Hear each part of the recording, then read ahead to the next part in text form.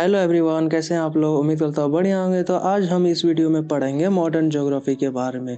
अब हमने previous video में हमने पढ़ा था ग्रीक स्कॉलर्स के बारे में, इसके बाद हमने पढ़ा था रोमन स्कॉलर्स के बारे में। अब जो रोमन स्कॉलर्स के बाद का जो पीरियड था वो कंसीडर किया जाता था डार्क एज। अब डार्क एज क्यों कंसीडर किया जाता था? क्योंकि उस पीरियड में कोई भी ज्योग्राफिकल थॉट्स का इवोल्यूशन नहीं हुआ था। अब जो हमारे डार्क एज है उसके बाद का पीरियड आता है हमारा मॉडर्न ज्योग्राफी। Modern geography. अब बेसिकली मॉडर्न ज्योग्राफी का जो शुरुआत होता है वो तीन स्कॉलर्स करते हैं। फर्स्ट स्कॉलर है Alexander von Humboldt, second is Carl Ritter और थर्ड स्कॉलर है चार्ल्स रॉबर्ट डार्विन। इन तीनों को कंसीडर किया जाता है फादर ऑफ मॉडर्न ज्योग्राफी। तो चलिए शुरू करते हैं। जो पीरियड अलेक्जेंडर वन हम्बोल्ट का था और कार्ल रिटर का था, उस पीरियड को basically classical period of geography कहा जाता था, क्योंकि इसमें बहुत सारे इमेंस कंट्रीब्यूशन दिए थे इन सारे ज्योग्राफर्स ने। तो बेसिकली आज हम सबसे पहले पढ़ेंगे अलेक्जेंडर वॉन हम्बोल्ट के बारे में। तो ये एक एरिस्टोक्रेट फैमिली से बिलोंग करते थे, प्रूसिया में रहते थे। इनकी जो पिता थे वो जब ये 10 साल के थे तभी उनका डेथ हो गया था, और जब ये 27 साल की उम्र के थे तब उनकी माता भी चल बसी। तो इनका कंट्रीब्यूशन देखते थे। हम्बोल्ट हैड अब इनका जो कंट्रीब्यूशन है, उनका ये कंट्रीब्यूशन है कि ये इनका जो ऑब्जर्वेशन है बहुत शार्प था, और ये फील्ड वर्क के जरिए अपना कंट्रीब्यूशन देते थे। बेसिकली यहाँ पे ये कहा जा रहा है कि ये इंडक्टिव मेथड को सपोर्ट करते थे। इन 1798 Humboldt along with French botanist Bonpland reached Madrid Spain. अब देखो 1798 में हम्बोल्ट ने एक यात्रा की। किसके साथ यात्रा की थी? French botanist Bonpland. अब कहाँ तक यात्रा की थी? मैड्रिड तक, स्पेन जो जहाँ पे है। On his way to Madrid, he made easily observation to temperatures and altitudes। अब किसका वहाँ पे ऑब्जर्वेशन किया गया था? टेम्परेचर्स और एल्टीट्यूड्स के बारे में। He noticed that the Valencia lake had shrunk and the field of cultivation of crops had been developed on its flat bank। अब जो वैलेंसिया लेक था वो सूख चुका था, और इसका जो सूखने का कारण था वो उन्होंने बताया था डिफोरेस्टेशन को। He established a positive relationship। अब इन्होंने एक रिलेशनशिप बताया था किसके बीच में? फॉरेस्ट एंड रेनफॉल के बीच में रिलेशनशिप बताया था। और वो रिलेशनशिप क्या था? The idea that more forest means more rainfall still significantly persist. अब इन्होंने बताया था कि जहाँ ज़्यादा जंगल होगा, ज़्यादा घना जंगल होगा, वहाँ पे उतना ही ज़्यादा पानी आएगा, जो कि सही भी है। In 1799 for the expedition to Latin America, Latin America basically South America को कंसिडर किया जाता था। They got supported by the ruler of Spain. अब इन्होंने यात्रा शुरू की। कहाँ की यात्रा? लैटिन अमेरिका, साउथ अमेरिका की यात्रा शुरू की। और उन्होंने उनको कौन सपोर्ट किया? स्पेन के राजा ने। On the coast of Peru. अब देखो पेरू के कोस्ट में एक इन्होंने करंट के बारे में बताया था। फेमस करंट है हम्बोल्ट करंट। इनको इन्होंने ही इसका नामकरण किया था, इनके ऊपर ही इसका नाम पड़ा है हम्बोल्ट करंट। पेरू करंट भी कहा जाता है। इन्होंने फर्स्ट टाइम किसी भी करंट के बारे में बताया था। अब देखो, he wrote his experiences and observation in 30 volumes in French. 30 volume में इन्होंने लिखा है। अब इन्होंने एक कॉन्सेप्ट भी दिया था, द कॉन्सेप्ट ऑफ कॉन्टिनेंटलिटी। अब ये कॉन्सेप्ट क्या कहता है, चलिए देखते हैं। If the distance from the ocean increases, people experience extreme weather condition। It was after that venture that the word climatology appeared in geographical literature, which deals with the variation of atmosphere temperature, humidity, barometric pressure, winds, atmospheric purity, and the degree of visibility।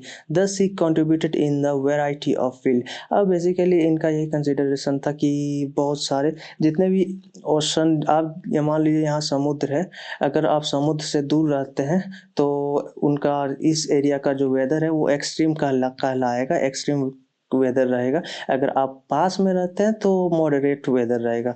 तो इनका यही contribution था, इनका यही मानना था, और इन्होंने ही वैरायटी ऑफ फील्ड्स में इन्होंने कंट्रीब्यूशन दिया था। इन 1845 his monumental work published Cosmos, a comprehensive account of travels and expeditions written in 5 volumes।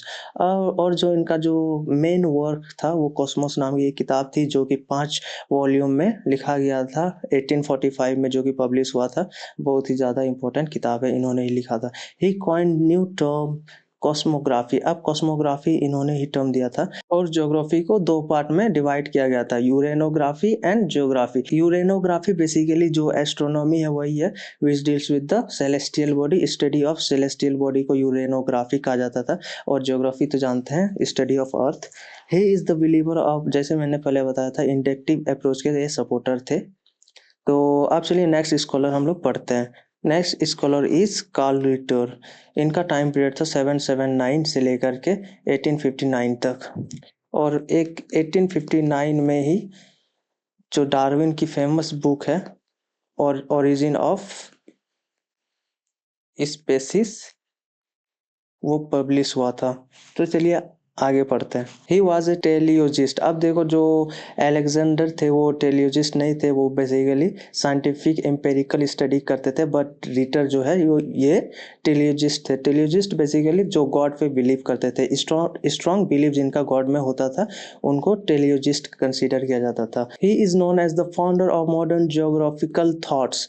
इनको फादर भी कहा जाता था मॉडर्न ज्योग्राफी का और फाउंडर भी कंसिडर किया जाता था। Ritter declared geography to be earth कुंडे और एन अर्थ साइंस। इन्होंने ज्योग्राफी को अर्थ साइंस कहा था, which deals with the local conditions and embraces the attributes of place with respect to tropical formal material characteristics. इन्होंने geography को earth science consider किया था basically. He opined that we must ask the earth itself for its law. इनका statement था we must ask the earth itself for its law. Ritter regarded the earth as a whole, as an organism and the continents as individuals. अब देखो जो Ritter का मानना था कि जो अर्थ है वो एक ऑर्गेनिज्म है और जो कॉन्टिनेंट्स है वो एक बेसिकली इंडिविजुअल्स है। His major work was comparative geography. और ये जो कंपैरेटिव ज्योग्राफी है ये 19 वॉल्यूम में पब्लिश हुआ था। और जो 19 वॉल्यूम का जो फर्स्ट वॉल्यूम है वो फर्स्ट वॉल्यूम का नाम था डाई अर्धकुंडे। डाई अर्धकुंडे, ये रहा डाई अर्धकुंडे, फर्स्ट वॉल्यूम का नाम था। इन्होंने एक कॉन्सेप्ट भी डेवलप किया था, concept of unity in diversity. देखिए बेसिकली इसमें इस कॉन्सेप्ट में होता था एक रीजन होता था और उस रीजन के डिफरेंट एस्पेक्ट्स को एक यूनिट में लाके स्टडी किया जाता था। बेसिकली रीजनल ज्योग्राफी का ये पार्ट था, regional study, regional type of study किया जाता था। Ritter consider the earth as the home of man. इनका मानना था जो अर्थ है वो आदमी का घर है, as the home of man. इनका जो मॉन्यूमेंटल वर्क है अर्थ कुंडे कंसिस्टेड ऑफ 19 वॉल्यूम्स। यहाँ पे अर्थ कुंडे नहीं होगा, यहाँ पे होगा comparative geography consisted of 19 volumes. और जो इनका कंपैरेटिव ज्योग्राफी का जो फर्स्ट वॉल्यूम है उसका नाम था डाई अर्धकुंडे, जो कि बहुत ही ज़्यादा पॉपुलर हुआ था। और इन्होंने इस बुक में लिखा था मेजर पार्ट्स ऑफ अफ्रीका और एशिया के बारे में रीजनल डिस्क्रिप्शन दिया था as well as physical description दिया था। तो चलिए अब नेक्स्ट स्कॉलर के बारे में पढ़ते हैं। जो नेक्स्ट स्कॉलर है हमारे वो है चार्ल्स रॉबर्ट डार्विन। इनका जन्म हुआ था 1809 में, 1882 में डेथ हुआ था। He was born in a wealthy family of England in 12 February 1809। इनका जन्म हुआ था 12 फरवरी 1809। इनका जो मेन वर्क था वो था origin of species by means of natural selection. और सेकेंड बुक का जो नाम था वो descent of man and selection in the relation to sex. इनका जो थ्योरी था इवोल्यूशन ऑफ स्पेसीज, वो माल्थस एक जोग्राफर थे उनसे इंस्पायर्ड था। तो बेसिकली उस इवोल्यूशन ऑफ स्पेसीज में कहा गया था जो होमोसेपियंस है वे are simply another form of animals. Homo sapiens जो कि हमारे पूर्वज थे वो एक एनिमल थे। It made it seem possible that even people might just have evolve. और इनका मानना था कि हम जो थे वो होमोसेपियन से ही इवॉल्व होके बने हैं, क्वाइट पॉसिबली फ्रॉम एप्स बंदर destroyed the prevailing on orthodoxy on how the world was originated. आदमी सब जो बना है वो होमोसेपियन से बना है, बेसिकली एक बंदर से बना है। और जो इस थॉट्स को था, जो चर्च वहाँ के थे ये इस थॉट्स को मना कर देते हैं, इसीलिए इनका क्रिटिसिज्म भी बहुत हुआ था। किसके द्वारा क्रिटिसिज्म हुआ था? बहुत सारे चर्चों के द्वारा। His another major work was variations in animals plants under domestication। इनका और एक मेजर वर्क था। After few years later similar theory was stimulated put forward bye Alfred Russell Wallace. अब इनके बाद जो सिमिलर थ्योरी था वो अल्फ्रेड रसल वॉलेस ने दिया था। डार्विन ने rejected teleological approach of Ritter को रिजेक्ट किया था, वो जो गॉड पे ज़्यादा बिलीव करते थे उसको नहीं माना था। इन्होंने इम्पेरिकल स्टडी को ज़्यादा फोकस किया था। इम्पेरिकल स्टडी मतलब साइंटिफिक स्टडी जो कि गॉड पे बिलीव नहीं करते। तो बस आज का वीडियो में बस इतना ही। अगर आपने ग्रीक स्कॉलर, रोमन स्कॉलर, अरब स्कॉलर के बारे में नहीं पढ़ा था, मेरा वो वीडियो नहीं देखा था, अब तो मैं डिस्क्रिप्शन में लिंक दे दूंगा और आई कार्ड में भी मैं लिंक दे दूंगा, वहां आप जाके चेक कर लेना। तो अगर आपको इस वीडियो से अगर आपको कोई हेल्प मिली तो जरूर से हमारे वीडियो को लाइक कीजिएगा, चैनल को सब्सक्राइब कीजिएगा। और अगर आपका कोई फ्रेंड है जो कि इस टॉपिक के बारे में जानना चाहता तो उसको आप शेयर कीजिए। तो चलिए with that said, tata bye bye, thank you for watching.